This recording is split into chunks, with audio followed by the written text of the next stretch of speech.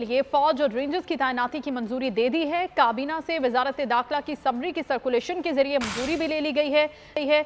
जराये के मुताबिक फौज और पंजाब रेंजर्स की तैनाती 27 अगस्त से 6 सितंबर तक की होगी।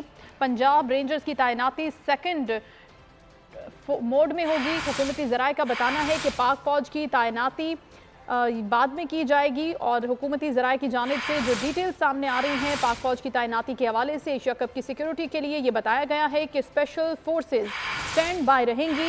निगरान पंजाब हुकूमत ने फौज और रेंजर्स की तैनाती के लिए दरखास्त जब इसकी समरी को भिजवा दिया गया है मंजूरी के बाद एशिया कप के 4 मैचेस पाकिस्तान में शेड्यूल है। 1 मैच मुल्तान क्रिकेट स्टेडियम और 3 मैचेस कज़ाफ़ी स्टेडियम लाहौर में शेड्यूल हैं और इसकी सिक्योरिटी के लिए फौज और रेंजर्स की तैनाती की मंजूरी अब दे दी गई है। काबीना के जरिए सर्कुलेशन की मंजूरी ली गई थी। वजारत दाखिला की जानिब से जो समरी भेजी गई थी कि फौज और रेंजर्स की तैनाती की जाएगी। एशिया कप के मैचेस जो 4 मैचेस शेड्यूल हैं पाकिस्तान में उनकी मंजूरी अब फौज और रेंजर्स की सिक्योरिटी के हवाले से ले ली गई है और बताया जा रहा है कि ये मैचेस जो कि मुल्तान क्रिकेट स्टेडियम में होने हैं और इसके साथ साथ लाहौर में कज़ाफ़ी स्टेडियम में मुनक़िद होने हैं।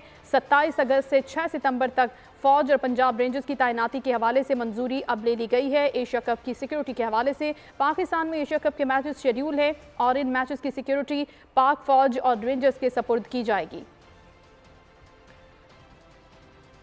और बात करते हैं हम डेंगू सूरत हाल की। सिंध में डेंगू के 8 केसेस रिपोर्ट हो चुके हैं।